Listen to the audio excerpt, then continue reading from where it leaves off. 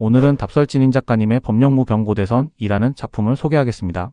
총 1231화 분량의 소설이고 저는 완결까지 모두 읽었습니다. 이번 소설은 아직 국내에 유통되지 않았지만 제 유튜브 서재에 기록하는 용도로 제작했습니다. 그래서인지 조금 더 깊이 있고 자유로운 소감과 줄거리를 만들어봤습니다. 이 소설은 여태 읽었던 선협소설 중에서 상위권 정도는 차지한다고 생각합니다.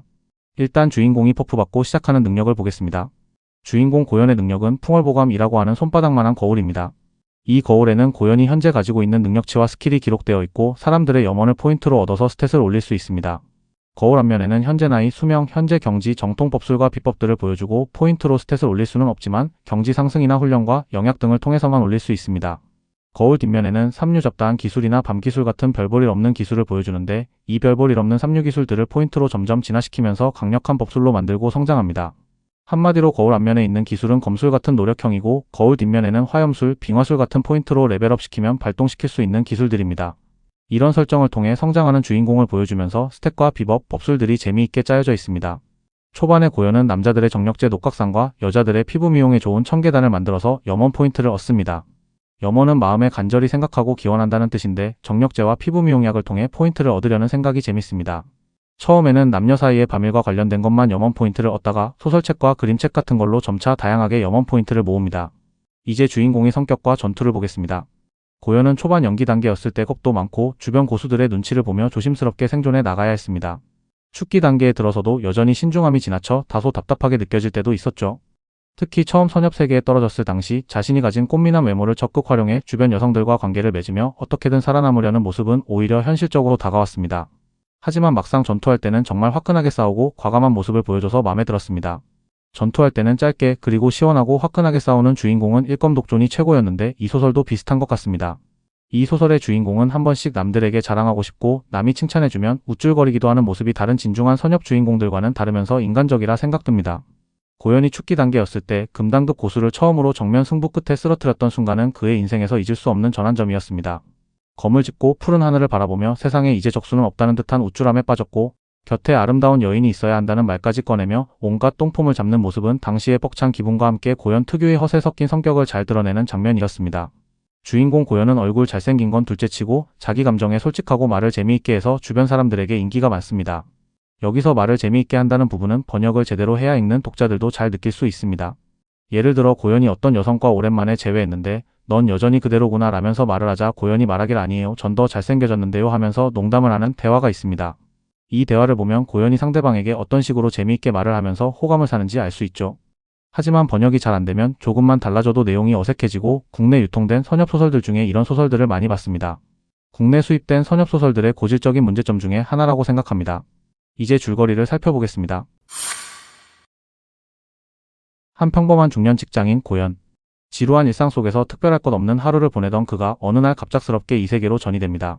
그가 깨어난 곳은 비마집이라는 수련자들의 마을. 몸의 주인은 연단사였지만 현실은 빚에 허덕이는 약방이었습니다. 고현은 이 죽은 자의 몸을 얻게 된 것입니다. 하지만 고현은 금세 자신이 가진 유일한 무기 풍월보감을 발견합니다. 이 손바닥만한 거울은 그의 능력을 수치화해 보여주고 다양한 능력을 포인트로 성장시킬 수 있는 게임 시스템 같은 도구입니다. 하지만 연단술은 봉인된 상태였고 전 주인의 기억도 불완전해 곤란한 상황에 빠집니다. 더욱이 그는 약방 주인 부부에게 단약 납품을 연기해 놓은 상태였고 마감까지 10일밖에 남지 않았습니다. 그러던 중 고현은 거울의 반대편에서 나타나는 정체불명의 여인을 발견하고 란 누나라고 부르기로 합니다. 그녀는 환상을 통해 고현에게 신법을 부여하고 감정적 교감을 통해 능력 향상까지 이끌어냅니다. 정광복룡수와 대우신법, 고현의 손놀림과 정신력이 눈에 띄게 강화되며 수련은 새로운 국면을 맞이합니다. 절망 속에서도 고현은 차근차근 단약 제조의 감각을 되찾기 시작합니다. 그리고 그가 만든 첫 작품은 바로 녹각산. 이 단약은 정력을 높이는 약이었지만 단순한 약이 아니라 고현에게 새로운 삶의 돌파구가 되어줍니다. 그리고 그의 곁에는 귀여운 검은 고양이가 동반자처럼 함께하며 위로가 되어줍니다. 고현은 자신이 만든 녹각산을 옆집 노인에게 판매하기 시작합니다. 효과를 경험한 노인은 값을 깎으려 하지만 고현은 단호히 가격을 고수하며 협상을 주도합니다. 노인이 녹각산을 사용하자 인도 영광이라는 포인트를 얻게 되고 풍월보감의 기능을 확장시키는 방법을 알아냅니다. 어느 날 약방 주인 주칠랑이 찾아와 납품된 단약을 가져가며 보답으로 공격 방어 부적을 남기고 돌아가는데 고현은 그녀의 갑작스러운 호의를 당황스럽게 받아들입니다. 그리고 고현은 그녀의 감정과 몸의 상태를 감지합니다.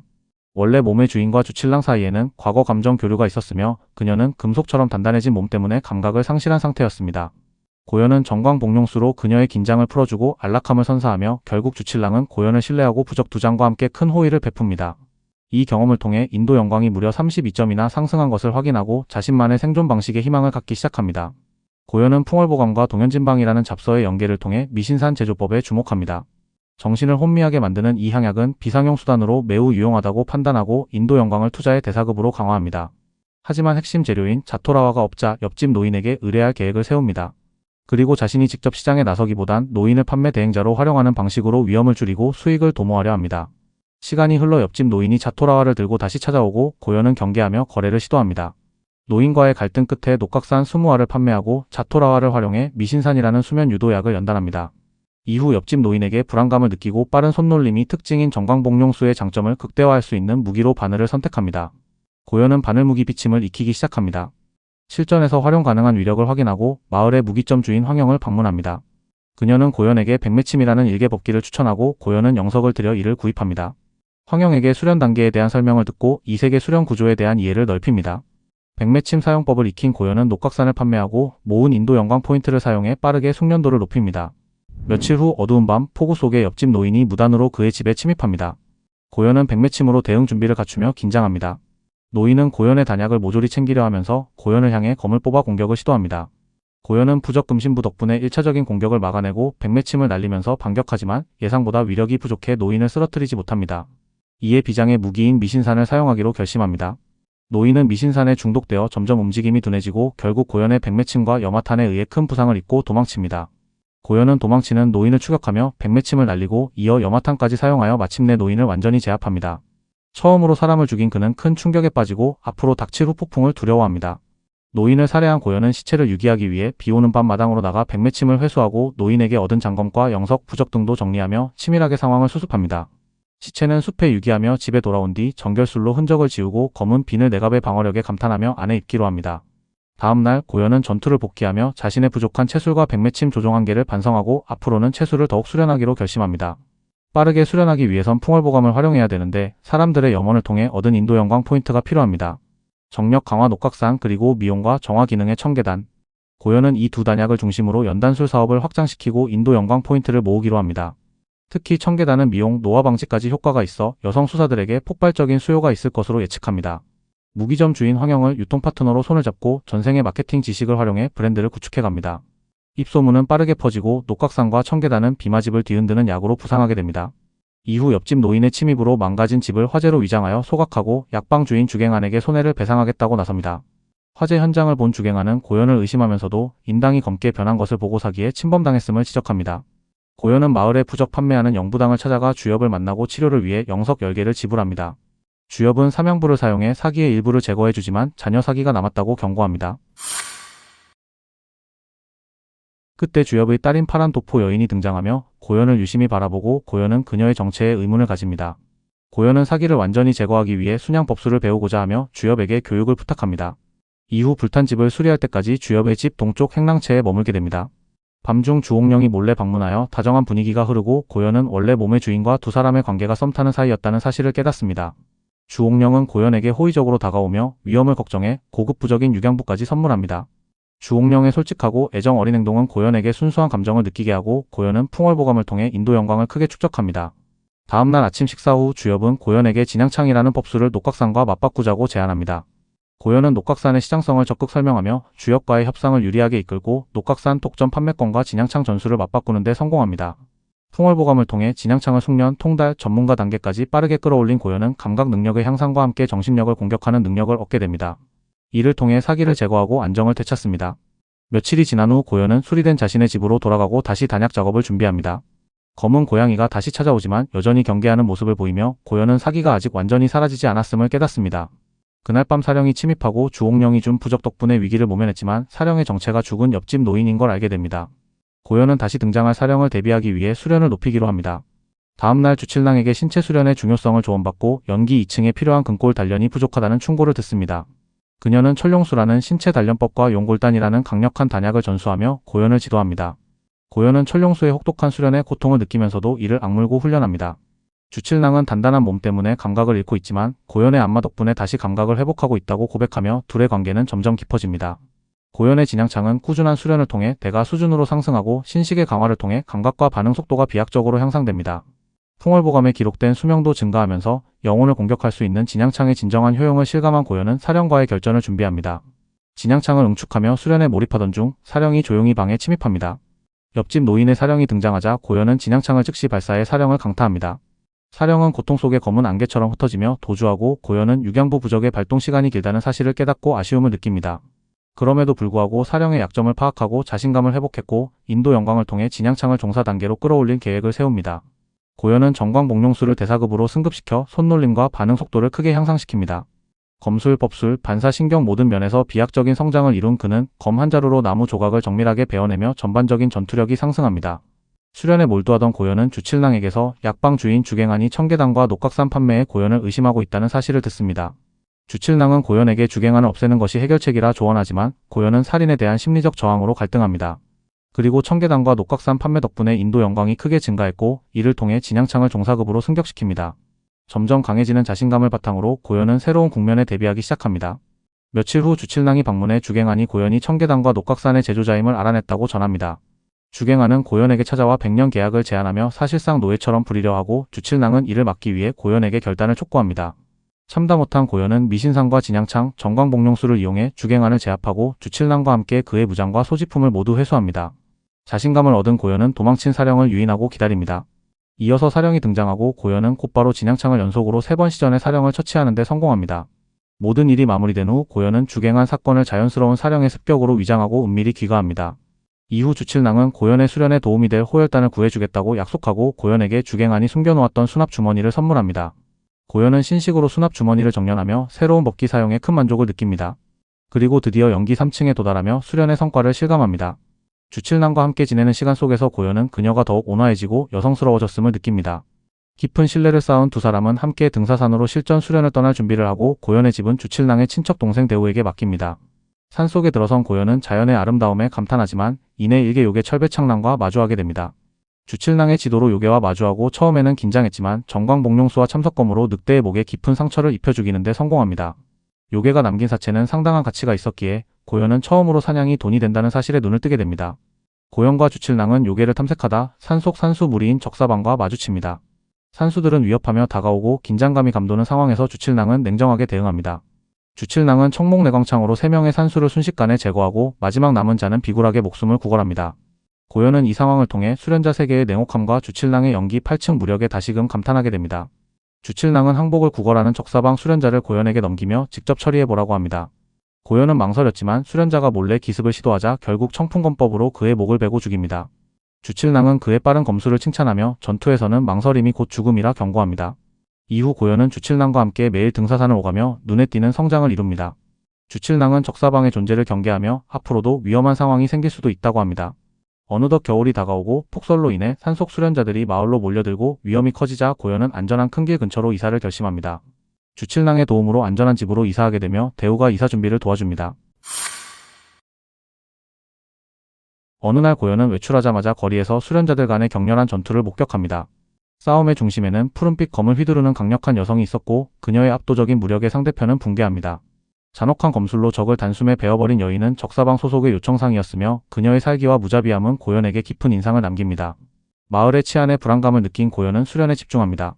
대우신법이 종사급으로 강화되며 고현의 내면에 궁궐 형태의 심상세계가 형성됩니다. 그 안에서 란 누님과 합기쌍수가 가능하며 각종 주문 수련이 가능해집니다. 수련을 통해 법술 발동 속도가 크게 향상되었으며 풍월보감의 수명 항목도 10년 늘어난 것을 확인합니다. 고현은 노점상에게서 청령관이라는 청동망건을 보게 됩니다. 대우신법의 감각으로 그것이 범상치 않은 물건임을 느낀 그는 별다른 흥정 없이 즉시 구매합니다. 하지만 이 청령관은 적사방의 요청상이 강도짓을 하기 위해 미끼로 사용한 법기였습니다. 그녀는 고현의 위치를 파악하고 부하 2명과 함께 습격해옵니다. 고현은 대우신법과 종사급 정광복룡수를 바탕으로 요청상을 포함한 적사방 일당과 전투를 벌입니다. 특히 요청상을 상대로 진양총을 연속 사용해 정신공격을 한 뒤 고속 접근과 예리한 검술로 그녀를 참살합니다. 요청상의 수하들도 처리한 고현은 적사방 일당의 유품을 수색하며 엄청난 전리품을 획득합니다. 청상검, 청령관, 여러 보관 주머니, 수많은 영석과 부적, 법기 등 값비싼 자산을 손에 넣습니다. 그는 이 전투를 통해 자신이 변했다는 것을 자각하고 더 이상 나약하지 않다는 데 만족감을 느낍니다. 그리고 운이방을 찾아 청운법위를 구입합니다. 이전보다 훨씬 여유롭게 값비싼 법의를 입고 만족스러운 기분으로 귀가합니다. 고현은 황영을 찾아가 낡은 법기를 처분하고 그녀와 함께 시간을 보내며 정을 나눕니다. 이후 주칠낭을 찾아가 요청상과의 전투 결과를 공유하고 그녀에게 요청상의 법의를 선물합니다. 주칠낭은 선물에 감동하면서도 고현의 변화에 복잡한 감정을 느낍니다. 고현은 요청상 1단과의 싸움에서 승리했지만 그 사실이 적사방이 알게 될 경우 위험해질 것을 우려하여 몸을 숨길 계획을 세웁니다. 고현은 주엽의 집에 잠시 머물기 위해 선물을 들고 찾아갑니다. 주옥령의 방에는 숯불 화로가 놓여 있었고 고현은 그녀에게 수호 팔찌를 선물합니다. 이들은 조용히 정을 나누며 관계가 더욱 깊어집니다. 그날 밤 고현은 삼류 비급 동빈비호에서 발견한 법술 중 하나인 빙화양중천을 연구하며 인도 영광을 활용해 법술을 대가 수준까지 강화시킵니다. 이로 인해 얼음과 불의 법술을 동시에 시전할 수 있게 되어 전투력의 큰 향상을 체감합니다. 시간이 흐른 뒤 고현은 새로 수리된 집으로 이사하여 단약 제조와 수련을 본격적으로 시작합니다. 조수로 삼은 대우는 약재 처리와 집안일에서 큰 도움을 줍니다. 고현은 무영이라는 법술의 기초를 터득하고 종사 수준까지 끌어올리기 위해 인도 영광을 모읍니다. 이 법술은 몸 전체를 은신시키는 효과를 가지며 향후 암살이나 정찰에 유리한 활용이 가능해집니다. 무영이를 종사 수준으로 끌어올린 고현은 자신의 모습이 완전히 사라지는 놀라운 효과를 체험합니다. 체온, 냄새, 그림자까지 모두 차단되어 완벽한 은신이 가능해진 그는 이를 신기로 칭합니다. 고현은 새해를 맞아 주옥령, 주엽, 칠랑에게 선물을 돌리며 정을 나누고 칠랑과는 감정이 이어지는 장면이 그려집니다. 조용한 새해의 감동 속 정체불명의 괴수포효가 울려 퍼지며 고현과 주칠랑은 긴장합니다. 이계 요수의 침입에 수많은 수련자들이 희생되고 마을의 공포 분위기가 조성됩니다. 고현은 요수 침입의 배후에 누군가의 음모가 있음을 의심하게 되며 대비책으로 부적을 대량 확보하고 단약 제조에 매진합니다. 정월 대보름밤 마을에 다시 두 마리의 이계 요수가 침입하고 마을의 이계 축기고수 이상님이 하나를 막는 사이 천린요호는 중심가로 돌입합니다. 주칠랑은 자신에게 표식이 남겨져 있다는 것을 직감하고 천린요호를 피해 도망칩니다. 고현은 무영이를 종사 원망까지 끌어올리고 그녀와 천린요호의 전투에 뛰어듭니다. 천린요호가 덫에 걸리자 주칠랑은 천랩으로 성공하고 고현은 천린요호의 목을 참석검으로 찔러 치명타를 가합니다. 고현은 전투 중 빙화이중천이 진화한 빙화구중천을 깨닫고 법력을 효율적으로 운용하여 화염탄과 빙전술을 연달아 사용합니다. 주칠랑이 마무리 일격으로 천린요호의 목을 베며 전투가 끝납니다. 목숨을 걸고 자신을 구한 고현에게 주칠랑은 감동을 느끼고 천린요호의 피와 몸통을 회수해 약재로 사용하기로 합니다. 다음날 주칠랑은 피로로 잠시 눈을 붙였고 고현은 그녀를 찾아가 한층 가까워진 정서를 공유합니다. 두 사람은 천린요호의 가치를 계산하며 기뻐하고 내단, 가죽, 고기 등이 수천 영석에 달할 것이라는 사실에 큰 수확을 실감합니다. 주칠랑은 고현에게 이 고기를 통해 연혈을 완성하고 연기 4층으로 진급할 수 있을 것이라고 조언합니다. 두 사람은 천린요호 고기를 요리해 먹으며 강한 연기를 실감합니다. 그러던 어느 날 낯선 여인이 그의 집에 침입하고 고현은 그녀가 평범한 수련자가 아니라는 것을 직감합니다. 정체불명의 기운과 함께 등장한 이 여인은 뛰어난 미모와 글래머러스한 몸매를 지닌 인물이었습니다. 침입자는 청평이라는 여인으로 원래 몸의 주인과 깊은 관계였던 인물이었습니다. 고현은 과거에 그녀가 적혈단이라는 위험한 약을 권했고 이를 복용하고 무리하게 경지를 돌파하다 죽었던 과거를 떠올리며 경계합니다. 청평은 고현을 유혹하면서도 다시 적사방으로 끌어들이기 위해 연단사로서 데려가려는 의도를 드러내지만 결국 고현은 정중히 거절하며 그녀를 돌려보냅니다. 이후 무영이를 시전해 은신하며 청평을 추적하기 시작합니다. 고현은 그녀가 적사방 무리들과 함께 있는 걸 확인합니다. 청평과 그들의 수장은 주칠랑을 해치려다 실패했음을 이야기하며 고현을 납치해 산으로 데려가 약을 만들게 하자고 논의합니다. 이 모든 대화를 엿들은 고현은 분노하지만 냉정을 유지하며 적들의 실체와 위치, 방 내부 구조까지 정찰합니다. 그는 대문을 통해 조용히 빠져나와 집으로 돌아오고 주칠랑에게 청평의 정체를 알립니다. 고현은 청평과 적사방이 자신을 납치하려 했던 사실에 분노하며 복수를 다짐합니다. 그리고 더 이상 타협 없이 정면 승부에 나설 준비를 마칩니다. 줄거리는 여기까지 소개하겠습니다. 이제 고현이 본격적으로 적사방과 대립하는 모습입니다. 이 소설은 주인공이 전투할 때 빠르고 화끈한 모습을 보여줍니다. 줄거리를 만들 때 제 편집 능력이 부족해서 제대로 전하지 못했습니다. 고현은 다양한 여성들과 관계를 맺으며 밤을 보내는 모습도 보여주는데 이 점이 다른 선엽 작품들과 차별화되는 특징입니다. 그렇다고 야설은 아니고 단지 주인공과 상대방이 서로 즐기는 수준이라서 내용이 가볍게 돼 있습니다. 장편 선엽소설은 지루한 구간이 있기 마련이고 고현이 여성들과 썸 타는 내용들은 지루함도 없애주고 오히려 심심하지 않아서 좋았던 점입니다. 상대 여성들도 얼굴은 예쁜데 생각하는 방식이 이상하다든지 공주병에 걸린 여성도 있고 각자 개성 넘치는 여성들이다 보니 재미있었습니다. 이 소설을 읽고 전체적인 감상평을 해보자면 소설의 극 후반이 조금 지루했습니다. 일단 경지 구분을 보자면 1단계 연기, 2단계 축기부터 시작해서 14단계까지 나옵니다. 주인공이 7단계까지 성장할 동안 긴장감과 재미가 최고조를 이뤘는데 문제는 여기까지의 내용이 전체 소설 분량의 5분 이사 정도입니다. 총 50권 분량의 이 소설이 40권까지가 주인공이 7단계를 이룬 모습이고 나머지 10권 분량이 8단계부터 14단계까지 가는 여정이란 거죠. 이럴 거면 그냥 10단계로 아름답게 끝낼 것이지 저는 후반 설정이 조금 아쉽다고 생각합니다. 그래도 이 장편 소설을 끝까지 읽었다는 건 그만큼 이 작품이 볼 가치가 충분하다는 뜻이겠죠. 감사합니다.